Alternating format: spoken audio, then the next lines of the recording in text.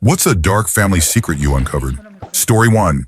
My dad tried to run out on my mom while she was pregnant with me because he'd been embezzling money from a photography club at his workplace, which was then a government institution where he'd been treasurer. It was all about to come out because the club needed the money, so my dad decided to cut and run.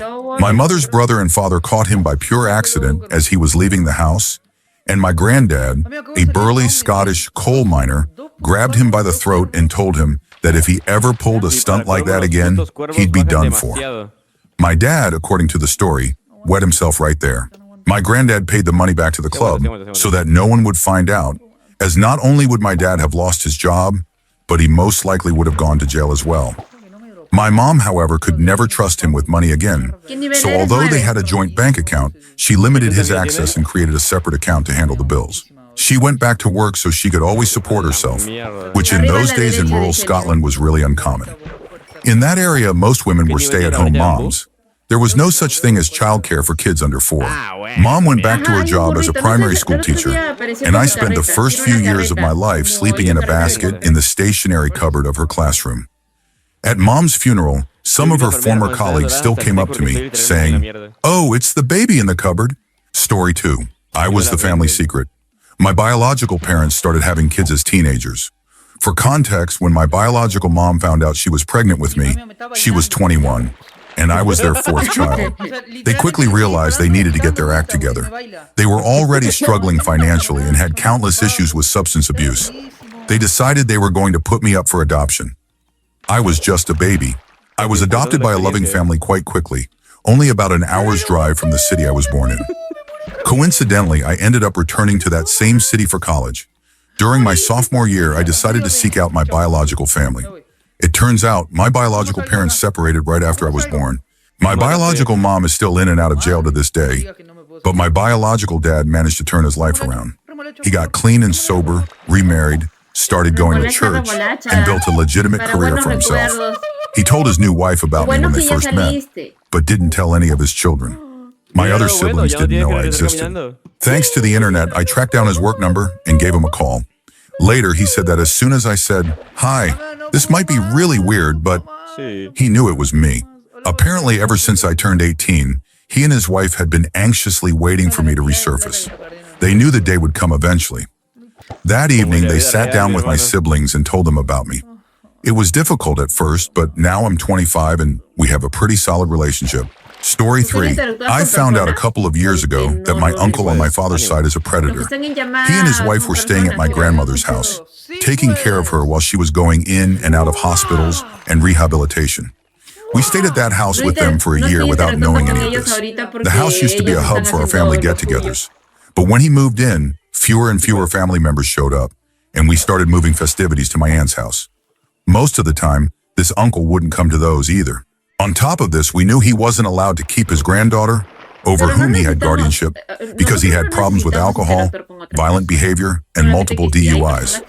So we kind of assumed that was the reason he had become estranged. The year my grandmother passed away, our father told my sister and me that the real reason he couldn't see his granddaughter was because she had filed a report against him for inappropriate behavior. This was a complete shock to us, considering we had stayed with this man for years and really liked him. But knowing this, it's really hard to even want to be around him now. Thankfully, we don't go to Arizona as much anymore, so it's not really a problem. Story 4. My one cool uncle came to our house every Christmas and Thanksgiving. He was always really great and pleasant. He had a bunch of cats and dogs at his house and was married to my aunt shortly before I was born. One day, my mom and I went to visit him and my aunt at their house, and there was this girl there who looked like she was maybe a year older than me, so about 15. My mom and I were like, "Who's this girl?" And my uncle said, "Well, I just found out a few days ago that I have a daughter, so I guess this is your cousin." It turned out that before my uncle and aunt got married, my uncle had a pretty wild bachelor party where a woman had been hired. One thing led to another, and 15 years later, my cousin showed up to find her father. She was incredibly sweet, and my uncle actually handled the situation really well. He even started paying child support to her mother, his idea entirely. My aunt was also very forgiving. I've never met my cousin's mom. Story 5. My uncle got his high school girlfriend pregnant, and my grandmother drove her to a clinic for a termination. agreeing to pay only if the girlfriend didn't tell my uncle what she was going to do. It tore him up when he found out, but unfortunately, that doesn't excuse what he did next. Around the same time, my mother got pregnant by my father, and she was not so subtly offered the same deal. She refused with a few choice words. My uncle found out, tracked down my mother, and physically assaulted her, punching her in the stomach, for daring to keep what was ripped away from him. My mother subsequently miscarried who would have been my big brother. Somehow, despite all of that, my mom, the saint she is, forgave him and even tried to help him get therapy. He rejected her help and joined the army instead. I didn't find out any of this until I was an adult, and it really messed with my head since my uncle had always been really close to me until I came out. He somehow believed I was the daughter his mother had taken from him. Story 6. My grandmother had a sister who died in the 1960s. She never married. She served in the army during World War II. When my grandmother turned 100, we were looking at old photo albums together, chatting, and she was telling me all the stories. I climbed up on a chair to get another album for her, and I found a little book at the back of the closet. It had pictures of my father's aunt in an army aircraft, like a fighter plane, along with a few other people. On one page, there were just a few handwritten words, "Yours for all eternity." My gran absolutely panicked when she saw me holding that book. She said that nobody had ever seen it, and she had promised to take it to her grave. She then told me that she believed her sister had met someone during the war, a man or woman she didn't know, and that person had been killed. Her sister had decided never to fall in love again. I never told anyone until a few weeks ago. My father asked if there was anything missing from her house that I would have wanted. The book was gone because no one thought it was important when the house was cleaned out, and I really think my gran would have been happy about that. She died at the age of 102, having lived through 2 world wars. She's my hero. Story 7. I was always told that my dad left me when I was born, and technically that's still true, but I was told my dad was someone completely different. I got a little suspicious about the whole thing because my cousin, who apparently didn't know the cover story, told me that my dad had blonde hair and my mother had black hair, and that's where I got mine. But everyone else had told me my dad had black hair. I started having suspicious thoughts about it, and what really revealed the truth was when I had to use my birth certificate to join the military. The name of my father said Alexander Smith, and my last name is also Smith. But they had told me I got my last name from a baby name book, and that's why it was different from everyone else in my family. I spent a few days doing research on Alexander Smith, and found out everything added up. He was born in Russia and changed his name when he came here. And I'm 70% Russian, so that made a lot more sense. What sold it for me was that it listed his mother's name as Natasha Kolovich, which was also my grandmother's name. I confronted my family about it, and they admitted that yes, he was my father. Then they told me what happened. To put it briefly, after I was born, he didn't want any children. He tried to smother me in my sleep when I was just a baby. My brother and uncle stopped him, and they called the police. He later returned in the middle of the night and set fire to our house, killing our family dog. The fire spread to a nearby house and tragically killed an elderly woman. He was arrested and sent to prison for life, and later died there. They said they had kept it a secret because they didn't want me to grow up knowing that my biological father was a dangerous man who had tried to harm me. They had planned to tell me in a letter once I joined the military, but I figured it out beforehand. Story 8. My mother probably went abroad to have an abortion. When I was 3 years old, Mom and her mother took a month-long vacation together. It was the only trip the two of them ever took just by themselves. It was also the only time my grandmother ever took a vacation without her husband. In the meantime, my dad's parents looked after me. The day Mom returned, she handed me a pair of maracas. She and her mother told everyone they had been to Spain, but they didn't bring back any pictures or share any stories. By contrast, Grandma always came back from trips full of photos and anecdotes. When I was around 8 years old and asked Mom about Spain, she quoted a line from My Fair Lady. The rain in Spain falls mainly on the plain. She never showed me a passport stamp. For all I know, she never even had a passport. When I was in college, Mom claimed she had never traveled overseas. What about that month in Spain? I replied. She fell silent. Apparently, she had been hoping I'd forgotten. There had been other hints that something was off. During my childhood, she tried to donate the maracas to charity a couple of times. I insisted on keeping them, but they disappeared when I was about 10 or 11. Shortly before they vanished, she saw me playing with them and told me they weren't really maracas. I asked her what they were then and why she had called them maracas before. She gave a few evasive answers before going quiet again.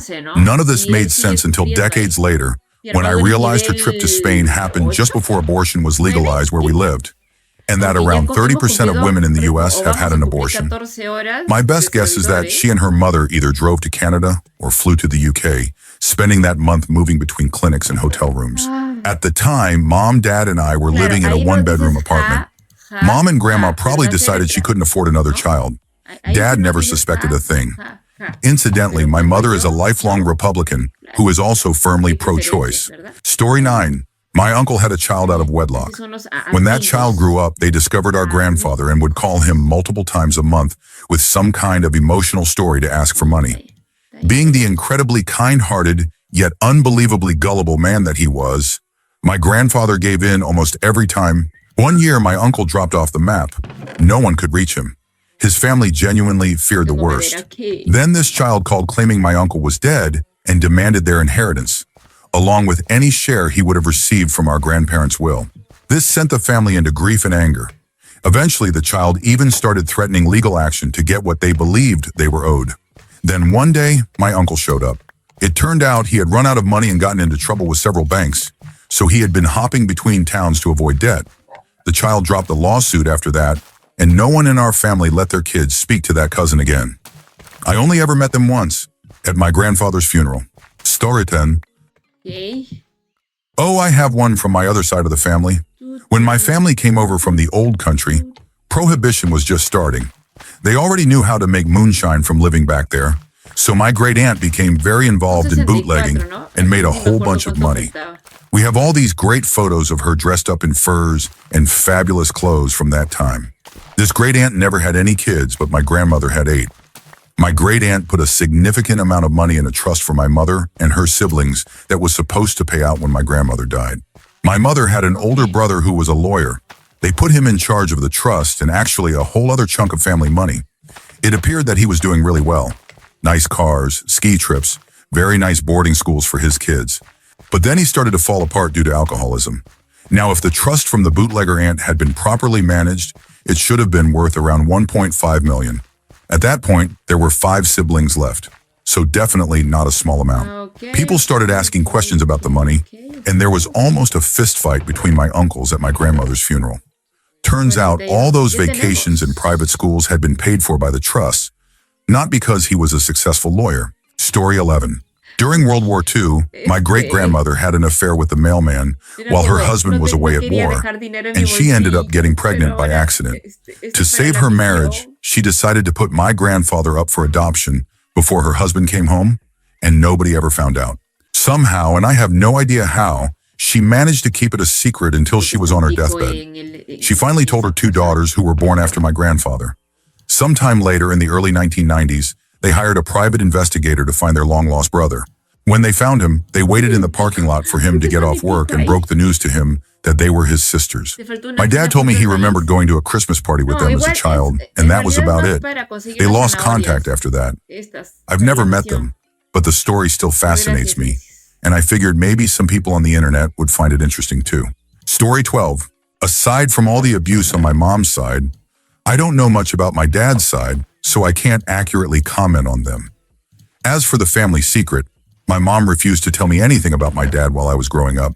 All the pictures of him vanished when I was very little, and my mom would only bring him up if I did something she didn't like, using him as a comparison.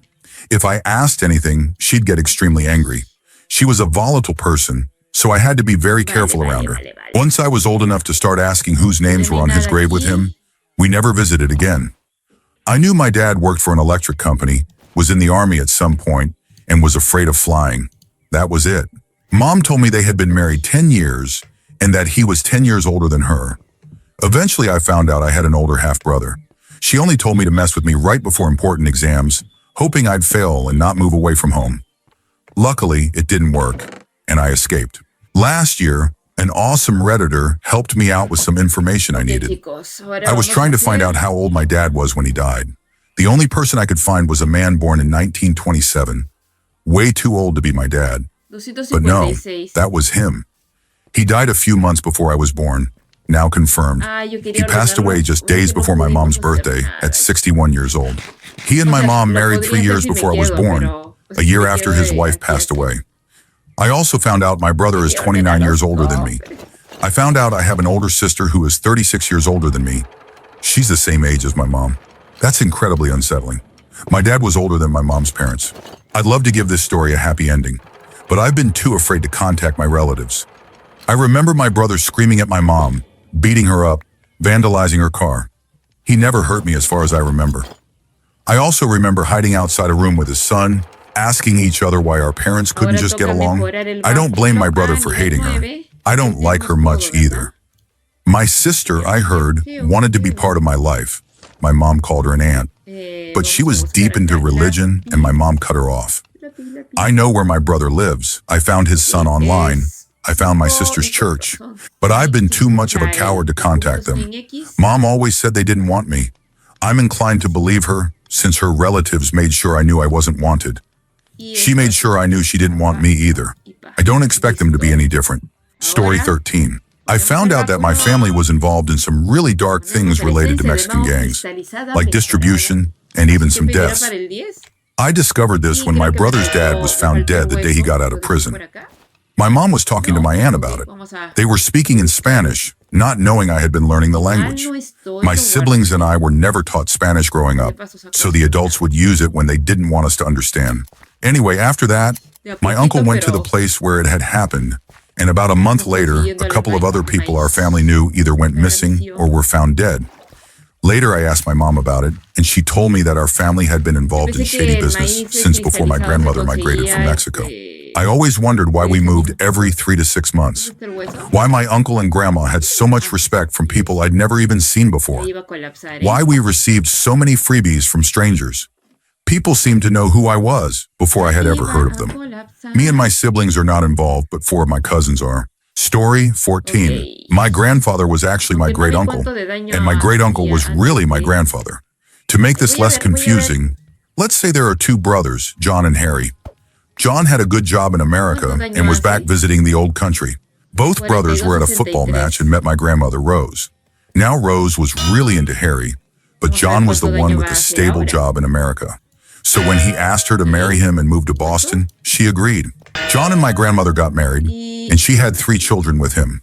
It ended up being a not-so-great marriage, go figure, and they didn't have any more children for over 10 years. Meanwhile, Harry had moved to America and was living with the family. Then out of nowhere, Grandma became pregnant with my father. Fast forward to years later, Rose got drunk and admitted to someone that she really loved my father's father.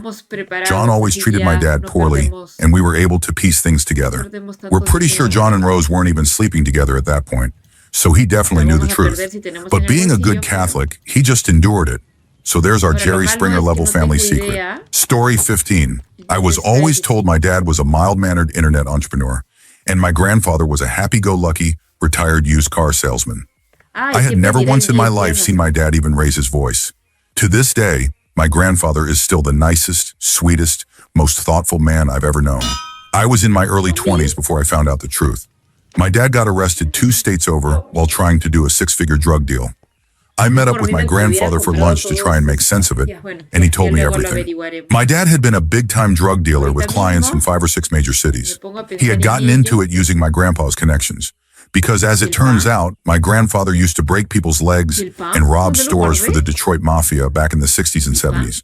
To this day, we don't talk about it much. When my dad got out of prison, we all just went on pretending like nothing happened. A few days before Christmas, I brought it up for the first time with my grandpa. I had just watched The Irishman and couldn't stop thinking about how my grandfather had been running with the Detroit Mafia at the same time Jimmy Hoffa disappeared. I mentioned the movie and he said he hadn't seen it yet. I nudged him a bit, and he waved his hand dismissively and said, I heard the same rumors everyone else heard. I guarantee the only people who know what happened are the ones who were there. Story 16. A family member's house burned down early one morning, and that family member went missing immediately afterward. We didn't know if they were dead or alive. We had no idea where they were, where their vehicle was, or what happened to their pet. The pet was assumed to have died, but the fire department said they usually can smell it when an animal burns, and in this case, they couldn't. A couple of days went by, and we were in full missing person mode. Family, friends, and police were all searching back roads, trail systems, and frequently visited places. Then we got a report that someone matching their description, along with a vehicle and a pet also matching, had shown up at a charity in a nearby town. They had told the staff there that they'd been kicked out by a spouse and had nothing but a bathrobe and slippers. This person had been around my entire life, and I had never seen them wear a bathrobe. I didn't even know they owned one. We brought photos to the charity, and they confirmed, without a doubt, that this was the person. They repeated the same story about the spouse and the bathrobe. It's worth noting that this family member had never been married. Surveillance footage from 2 separate gas stations showed them at 7 a.m., the morning of the fire, purchasing $15 worth of gas in a jerry can and a lighter. At 11 a.m., they were seen filling up their gas tank. The fire had been reported at 10 a.m. Their last confirmed sighting was on camera at 11 a.m. Then came the most blatant clue yet.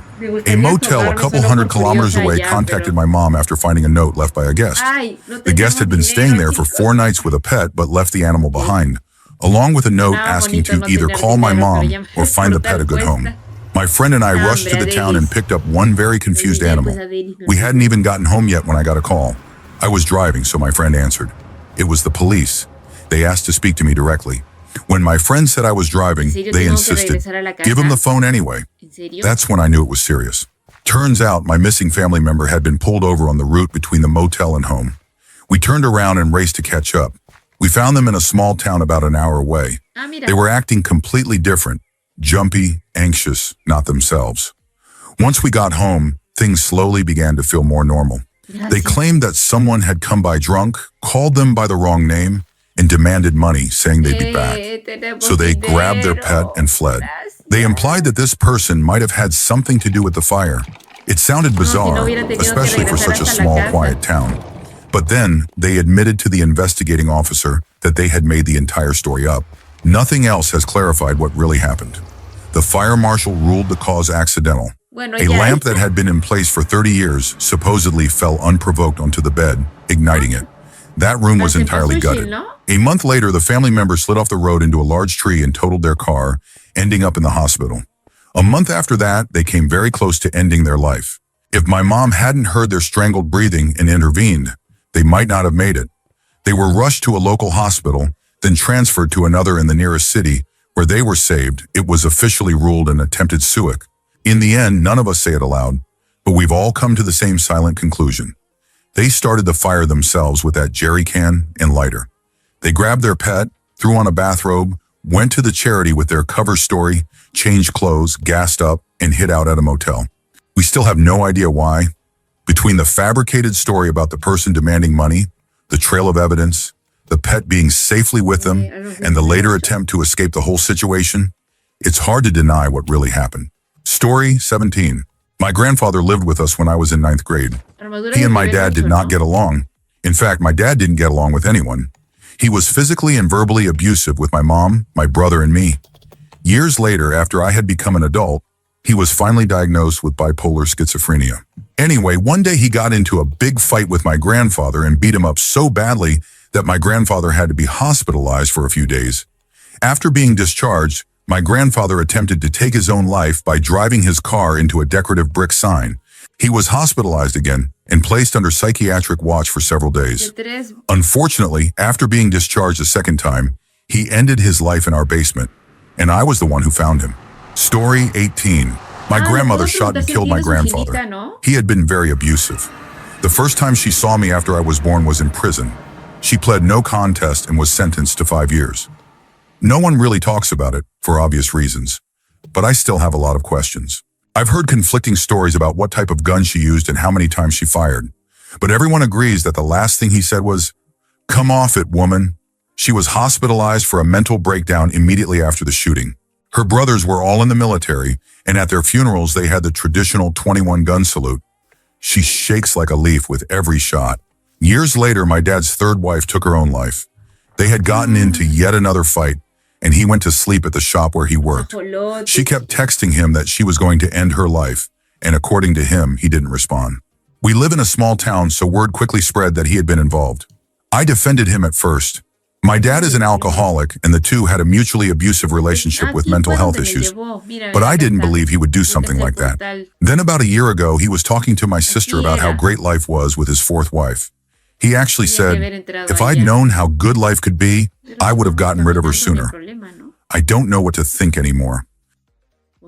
Story 19. Not sure if this belongs here, but my uncle, my mom's younger brother, is a predator. He assaulted me when I was 4, and then 22 years later, he was caught with explicit material involving minors on his laptop. I've never told my mom because it would absolutely wreck her. During the investigation, she would call me and deny everything. She insisted he was set up or that there wasn't enough evidence. She was clearly in denial, and I could never bring myself to tell her the truth. He caused a lot of damage to my mental health, and I still deal with it to this day. I've wrestled with the idea of outing him publicly or confronting him personally. The disturbing part is that he was a pastor. That fact has only strengthened my belief that many in positions of religious authority abuse their power. I've carried this secret for so long. I honestly hope he is held accountable in every way. I still don't know if I'll ever speak out, but the emotional weight of it never goes away. Story 20. One night, someone dropped off a photo album at my house.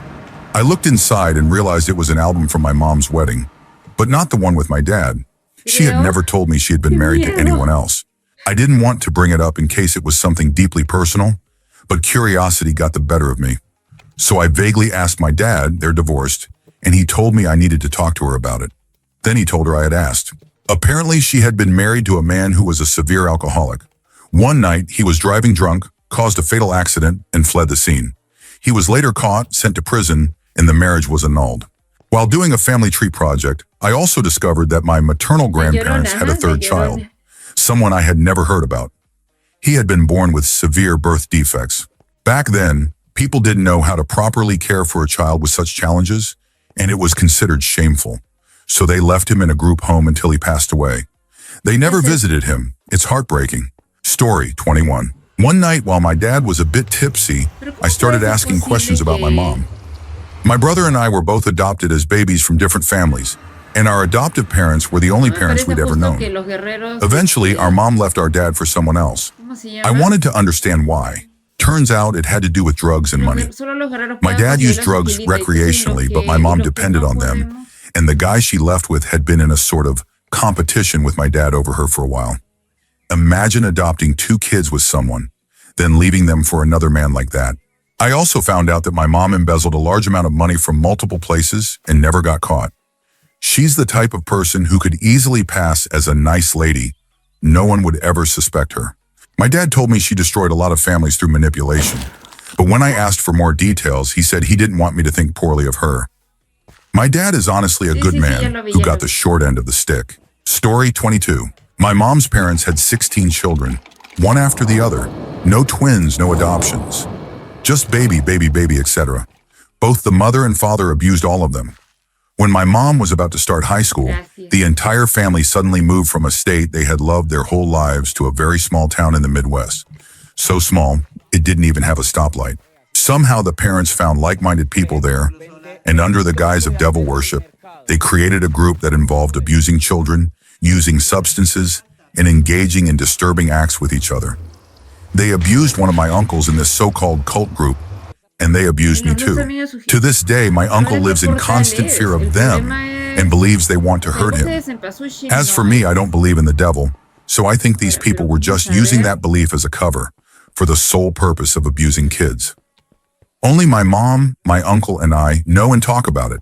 A couple of years ago, one of my cousins murdered one of my maternal uncles, who had been incredibly sadistic with children, both physically and mentally, by beating him to death with a baseball bat.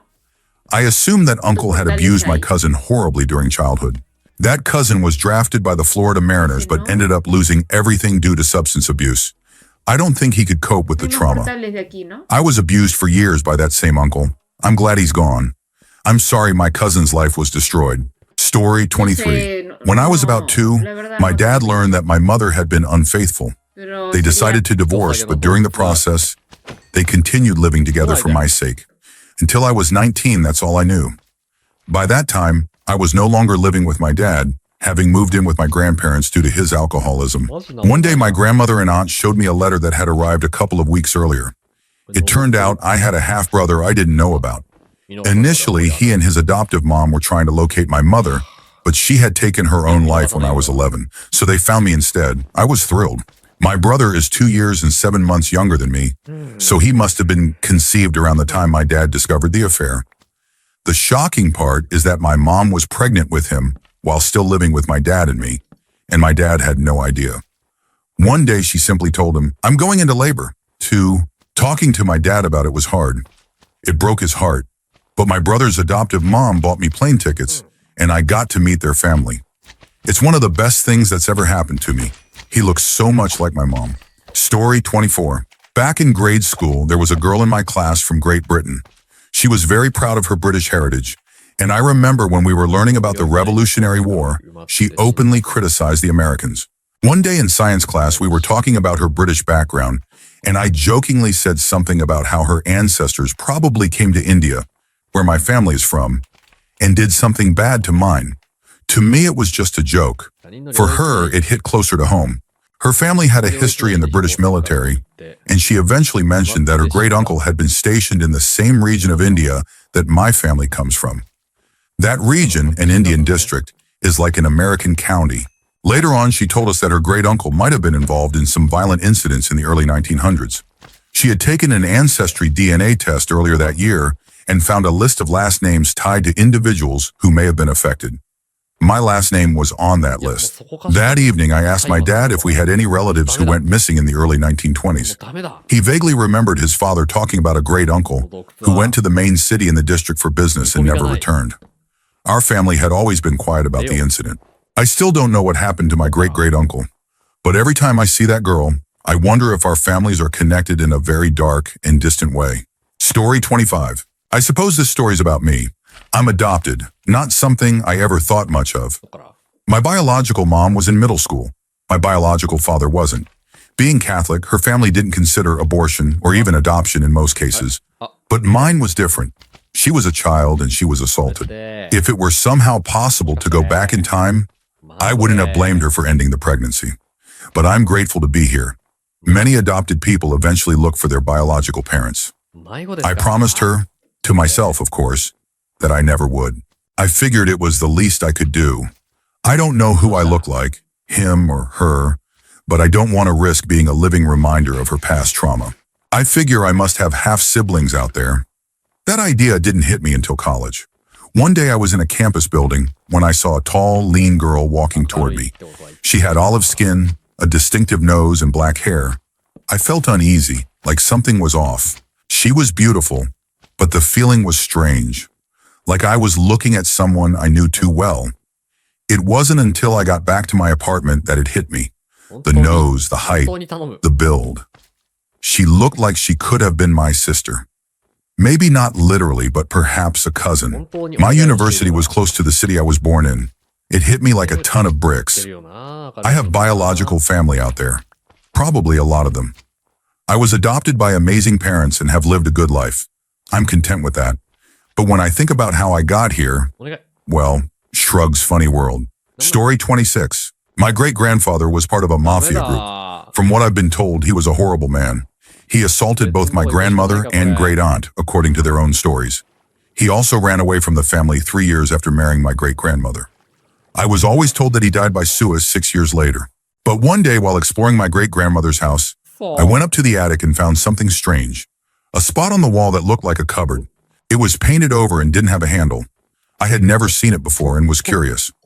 I found a crowbar in my step-great-grandpa's workroom and used it to open it. Inside, I found a dusty old book. It turned out to be my great-grandfather's journal. What my great-grandmother never told me was that he had returned, just 4 days before his suicide. As I read through the journal, I discovered that he had been killed by the mafia after causing the death of their leader during a drug trafficking incident. They staged it to look like suicide. I never told my grandmother about what I found. After reading the rest of the journal, I carefully put it back in the wall and left it there. Story 27. My mom was adopted and her entire side of the family knew, but they kept it a secret for 60 years. I found out while trying to surprise her with a vacation. I submitted her birth certificate and photos for a new passport, and she got a call saying something was strange about the document. Numbers had been scribbled out and rewritten, and they thought we might be trying to get a fraudulent passport. I called one of my mom's cousins and asked if there was something the family wasn't telling us. The response was a firm no. Then I called my grandmother and asked the same question. She also denied anything was strange. That's when I said, "She was an illegal adoption, wasn't she? You bought her, didn't you?" There was silence. Then she finally admitted, "Yeah, it's true." I asked who knew, and she said everyone on my mom's side of the family. My mom was heartbroken, but we tried to frame it in a way she could understand. Her adoptive mom had chosen her, had wanted her, and had loved her for over 60 years. Nothing about that had changed. Later, my mom found her biological family, and things got even more unbelievable. She has 4 brothers and a twin sister.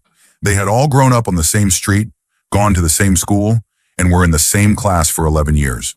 They had even been childhood friends who lost touch.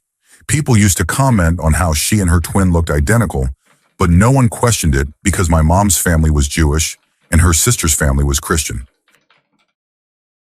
Story 28. I found out I wasn't my father's biological daughter shortly before my 18th birthday, and the way I found out wasn't exactly gentle.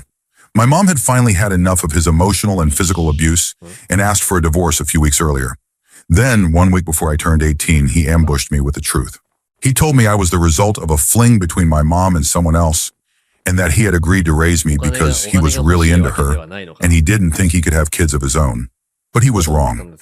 After she had his biological children, he realized he couldn't love me the same way. I had always suspected something. Still, I was crushed. Not because of him, but because I thought it meant I wasn't really my grandparents' granddaughter. But they always treated me like I was, and that meant everything. I later met my biological father. Honestly, he and the man who raised me shared too many similarities, and I hated that. He had left my mom pregnant and alone as a teenager. I'm open about it now.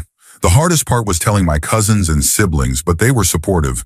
These days, my little siblings and I even joke about it sometimes. Story 29.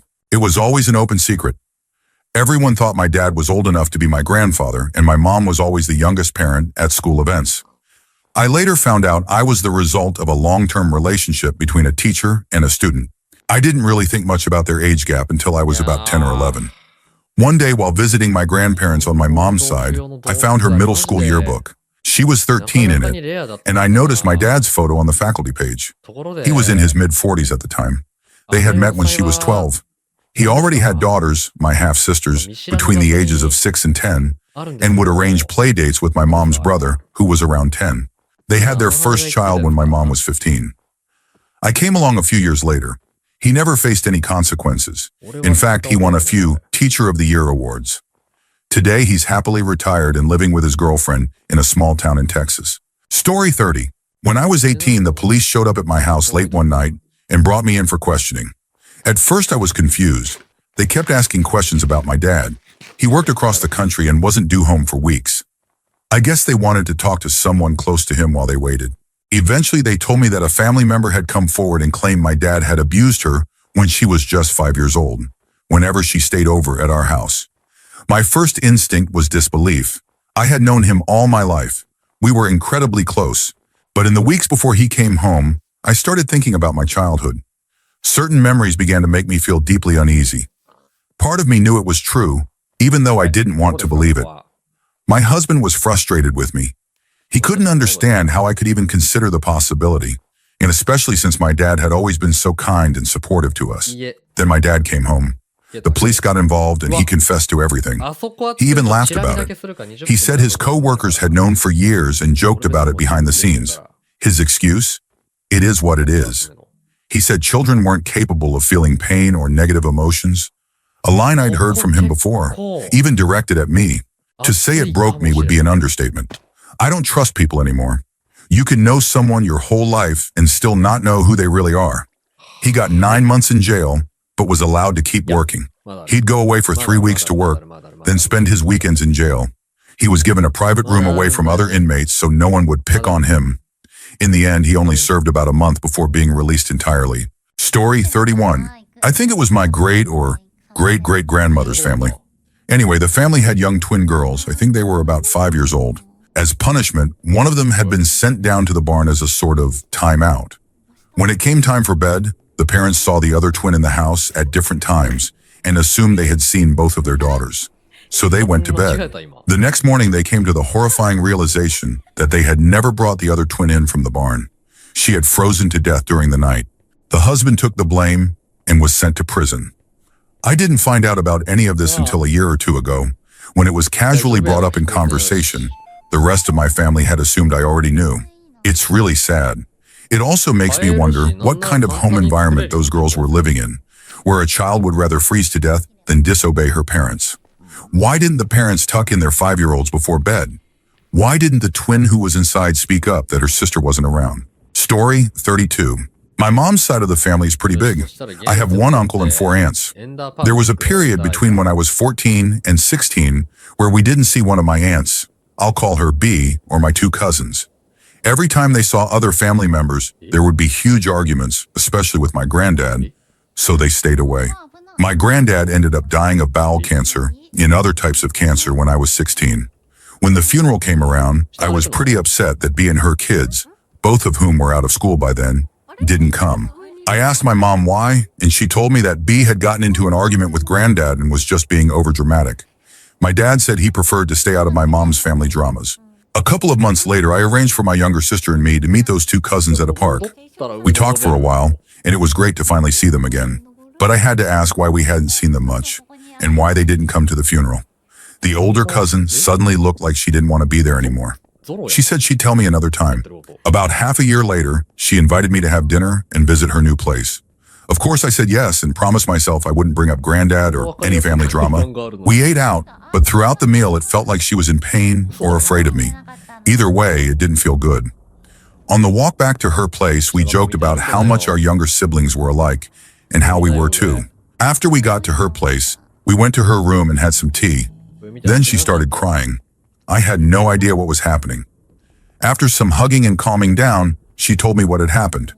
When she was 17 and in her final year of school, she stayed at granddad's apartment frequently because it was next to her school. One day he tried to touch her. She ran and came to pick her up. A few days later, granddad went to B's house, knocked on the door, and apparently tried to apologize. B said nothing, and eventually he left. My cousin said she was able to move past it after a year or 2. But the worst part is that my whole family would rather defend my granddad, even after he passed away. I doubt my mom will ever tell me the truth because she thinks I look up to granddad because of what he did for the family in the past. What my cousin told me shattered my trust in my parents and most of the rest of the family. But I'm glad she told someone. She said I was the first person she had told, outside of her sister and parents, and that it helped her a lot. She has since told a few of our older cousins as well. I haven't told my sister yet. She's only 14 and really doesn't need to know right now. I did confront my dad, and he reacted just like my cousin said he would. He dismissed it, said my cousin was just fishing for attention, and told me to talk to my mom about it. Story 35. My grandfather was born in Lebanon and didn't move to the U.S. until the 1930s, when he was in his 20s. He had 2 older brothers and 1 older sister. They were Christians. When he was quite young, maybe around 10 years old, his sister began secretly seeing a Muslim man. At the time, this was extremely taboo. The secret got out somehow. I don't know exactly how the family reacted, but it definitely wasn't good. She ended up running away from home to be with the man. Her 2 oldest brothers, not my grandfather, were furious, far more than anyone else in the family. Apparently, their parents were upset too, but not to the same extreme. The brothers decided to track her down and bring her home. It took them quite some time, but when they finally found her, she had a newborn son. The 2 brothers entered the house armed with guns. They dragged the man outside. One of the brothers took the baby from his sister and killed the infant by smashing its head on a rock. They beat the man almost to death.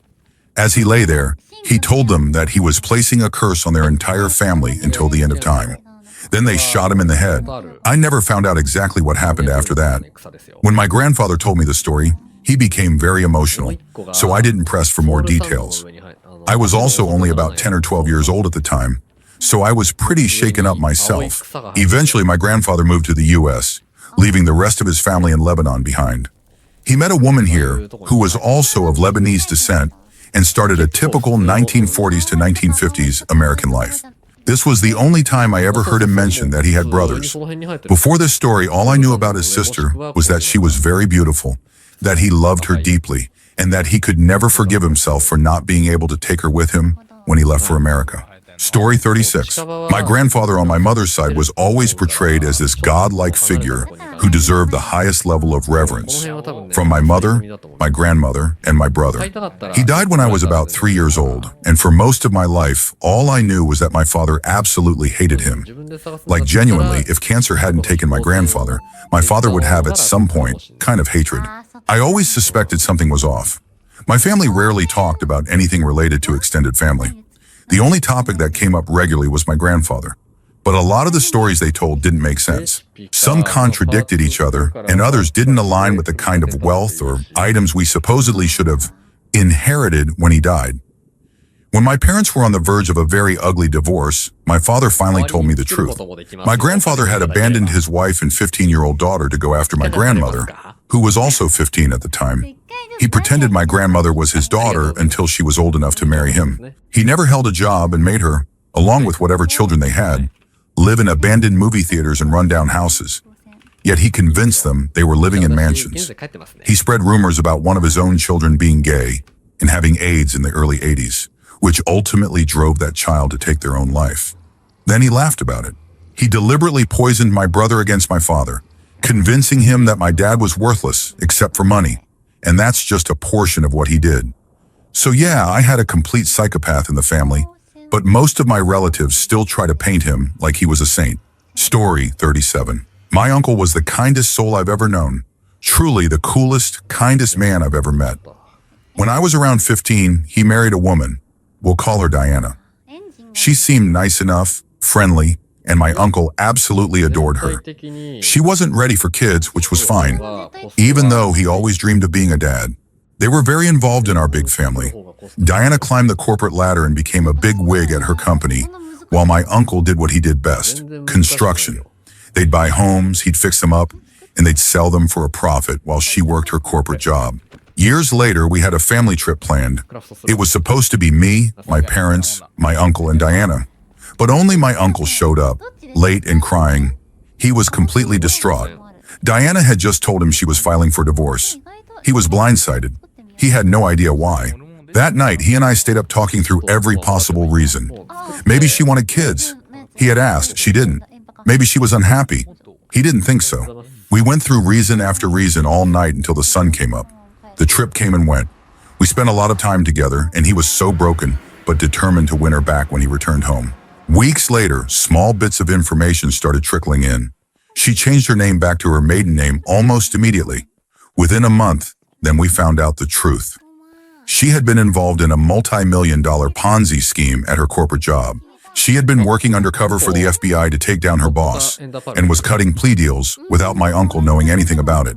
She had been sleeping with her boss, the Ponzi scheme partner, for nearly their entire marriage. Nothing she had done in their marriage had been real. Not a single thing. Although they divorced before the whole story became public, my uncle's name was dragged through the mud just as badly. He received horrible letters in the mail. People showed up at his house. And worst of all, the maid he thought was his only ally had been secretly going through his home, looking for dirt to feed the media. Then came the cancer diagnosis, and he couldn't take it anymore. He ended his life. I've never been more devastated over a death. He never got to meet my children. He never got to be the father he wanted to be. All because of one selfish, greedy person who destroyed him. He was a good, honest man, taken away by cruelty and deception. I still cry when I think about him being gone. Story 38. Not scary and not something really bad, just odd for me. One of my uncles had an affair before he got married. Maybe they were high school sweethearts, I'm not sure. But it turns out he has a daughter from that affair. My entire life, I assumed he never had kids, until last Christmas, when my dad finally told me. And the only reason he did was because my paternal family thinks she's staying at her dad's place now, which means my uncle isn't visiting anyone else. The other part of this is something I know a lot more about, and it's a lot worse. My father, his other brother, and their sister were basically treated like slaves. Their parents didn't take care of them at all. Instead, the kids were forced to do all the work while the parents did nothing. They weren't allowed to go to the hospital, see movies, or just be normal children. The uncle who had the affair, he was the only one with a normal life because he wasn't supposed to be born, so he got special treatment. I visited those terrible people. I don't even dare to call them grandparents. a few times when I was extremely young. They kept me in a separate room and told me not to come into the dining room at all, where literally everyone else was. They even had a wooden gate up just to keep me isolated. Needless to say, we stopped going to their house after maybe 4 visits. Story 39. This will probably get buried, but it's one I just found out recently and thought was worth sharing. My dad and I always had a strained relationship. He didn't tell me this. My mother did, during a conversation that came up when my father's military service was mentioned. My parents are separated. My father served in the Navy, and while he was stationed in the Philippines, he not only had a relationship with a woman there, he also had a child with her. So I have a half-brother I've never met. But that isn't the darkest part. Apparently, my father and that woman's brother used to sell drugs all over.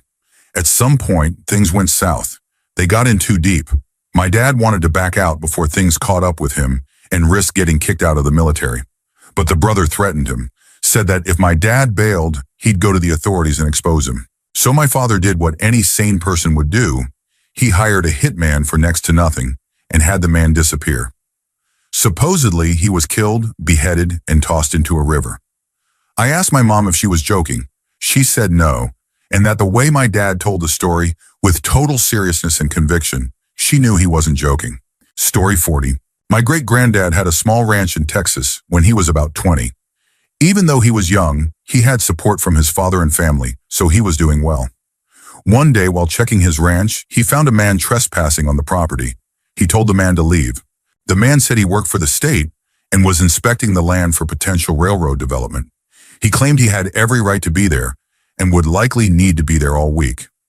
My great-granddad warned him. If he saw him on the land again, he'd shoot him.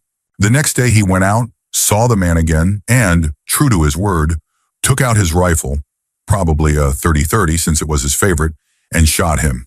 Killed him right there. He was arrested and taken to court, but his family paid off the judge, and he was given 2 options: go to jail or leave the state. He chose to leave. With help from his family, he relocated and started a new ranch in another state, which still exists today and is very successful. No one in the family talks about it.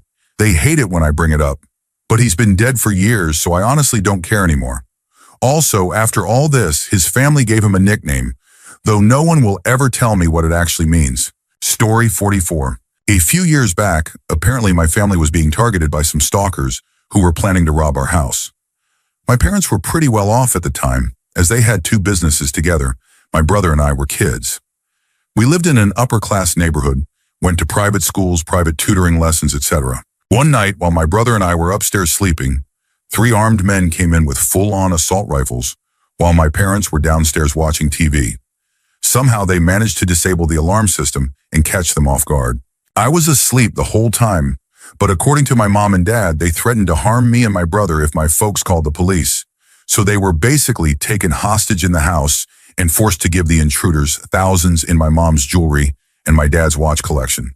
They also made my dad drive to one of the businesses that had a safe in it, and there they stole over $100,000 in cash. They also stole my dad's truck. Losing so much money sent them into despair, and eventually my parents divorced. I think they said only one of the guys was caught, but the case was dismissed after a while. I still get paranoid sometimes that they're watching me, since 2 of them are still out and about in the world. Story 45. My maternal aunt is my biological mother. I was an unplanned pregnancy when she was a junior in college, and my parents adopted me at birth. They then moved to a different town, so there were never any questions. This is a sort of open secret in the family. They know I know, but I don't think my siblings know, and we sure as hell aren't talking about it. I've known since I was about 14, but the thing I recently found out is that my adoptive dad is actually my biological father. He and my aunt were having an affair that started while my mom was pregnant with my older sibling and ended when my aunt got pregnant with me. My mom does not know this, and my dad died a while ago. I only know because after my parents got divorced, my dad remarried and had more kids, and one of them got really sick and needed a bone marrow transplant. We all got tested just in case, and none of us were a match. She's okay though. But we found out that I'm a blood relation to his other kids when I should only be a cousin-level relative with my parents' other 2 kids and not related to my half-siblings. My stepmom and I are the only ones who know this, and I don't think I'll ever bring it up. Story 46. I have a female cousin who was adopted out because my aunt was underage when she was born. My grandparents are traditional Christians, and this was back in the early 90s. My grandma and aunt were worried about how my grandpa would react, and they didn't want my mom and uncles to know either. So my grandma helped my aunt hide the whole pregnancy, helped her find a good family to adopt the child, and helped her through the labor and all the emotions that follow giving up a child. A couple of years later, my female twin cousins were born. My aunt was still very young, barely an adult, and it was out of wedlock. But both my grandma and grandpa raised the twins for her for the first few years of their lives. They raised them because my aunt went off with a much older man during that time. My grandpa, both uncles, and the twins to this day don't know that this cousin of mine exists. I also doubt the twins know the truth about that man. My mother found out the truth by accident a long time ago. I found out recently, also by accident, so my mom explained more about it. Funny thing is, my aunt thanked my grandparents, and my grandma especially, for all of this by turning the twins against them after the older man left her, and she decided to come back and be a terrible mom.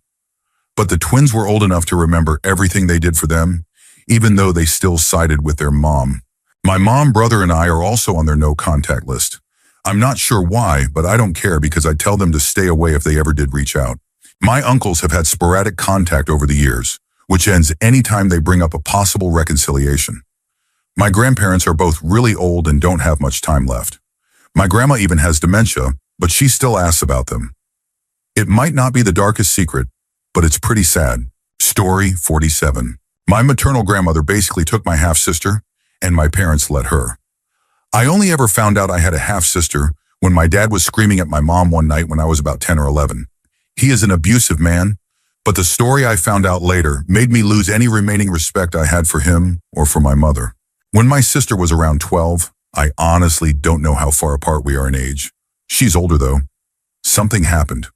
Nobody ever made it clear what, but I think she caught my mom and my dad in bed, and she went to our grandmother and must have said something. Our grandmother is no angel, cruel at worst and hypocritical at best if the stories are true, though honestly, I doubt them. When she found out my mom was with another man, who would become my dad in a few years, she lost it or something and took my sister away. Instead of getting her back, my dad called her a horrible name, and my mom let him, even agreed with him. My grandmother also tried to get my brother too, but of course, naturally, my sexist father decided he was worth getting back, even though he was emotionally unstable and incredibly difficult.